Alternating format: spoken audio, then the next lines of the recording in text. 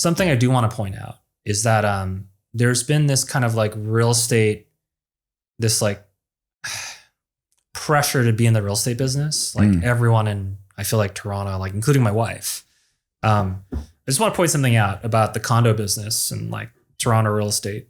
In US, it is actually illegal to leverage deposits to build a building.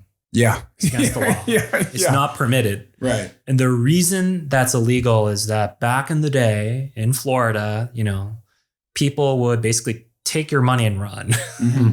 And so it's been banned in 49 states, except Florida.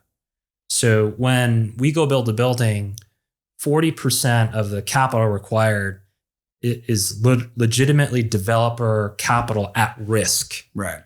Whereas when you do deposits, it's the consumer takes that risk. Yeah. Which is very, very different structure. That's why, by the way, like I get approached by a lot of condo guys and they go, well, damn it, just do a forward sale for me. And it can work sometimes, but their main impression is that it's going to work the same as the condo, where you sell it and then they can take that deposit and leverage that to go build the thing. And it's like, no, this is sitting in a trust. You can lock in your purchase price if you want, but you can't have access to.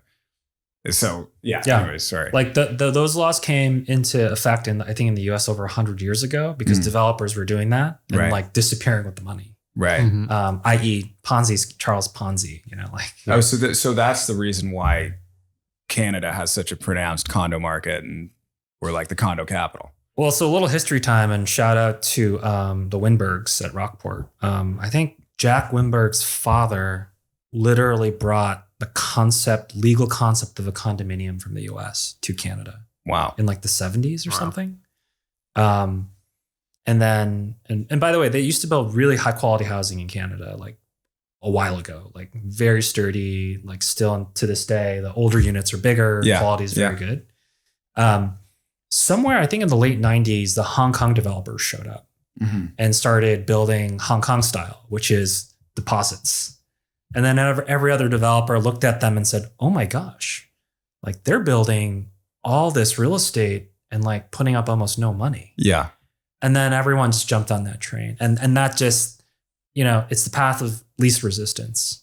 Whereas in the US, like I have to say, okay, I'm going to buy the land. I need to go raise all the money for it. Right. Sign all the guarantees to complete it. With different capital markets. Different capital markets. Yeah. But that's really where that came from. And so like, you know, I think a lot of city officials, this is a hot button issue. Like, oh, the units are so small. I'm like, well, yeah, these are Hong Kong apartments. Yeah. And that model came from China. Like people don't realize that.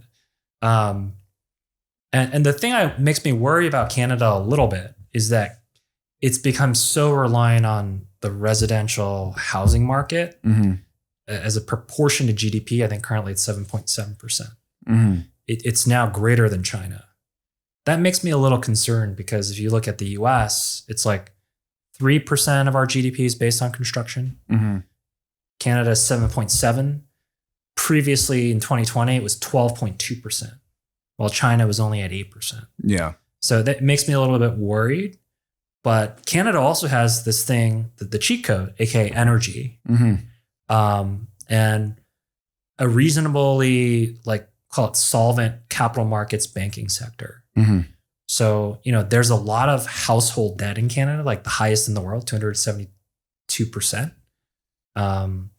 like equivalent to about France and South Korea, the most indebted countries in the world. Canada, France, South Korea. Damn.